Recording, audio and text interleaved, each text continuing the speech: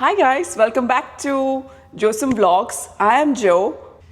Today I'm making a very special recipe from one of my favorites that my Ammamma used to make. So it's her recipe, and again it's a very traditional recipe of India or the south of India, that is Andhra and Telangana.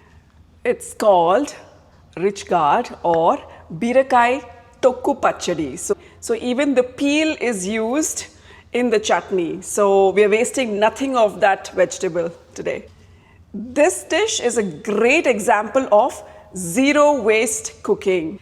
Beerakaya Thokku Pachadi or the rich gourd chutney is a traditional Andhra style chutney.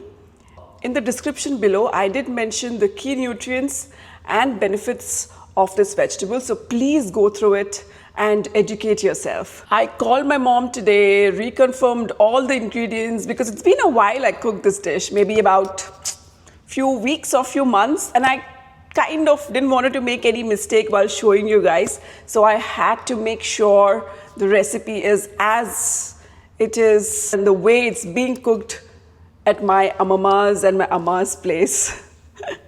Beerakaya Pachadi is one of my favorites, and whenever I go to my mom's place, I tell her, Mama, please keep Beerakaya Pachadi ready because I love it. And it's so flavorful. It is so flavorful, guys. See how it's prepared.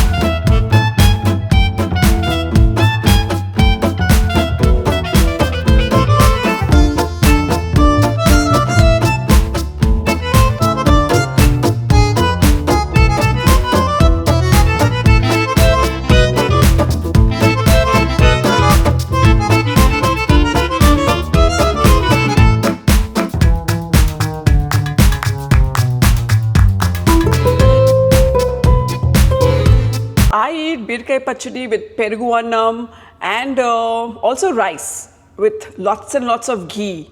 It's yummy.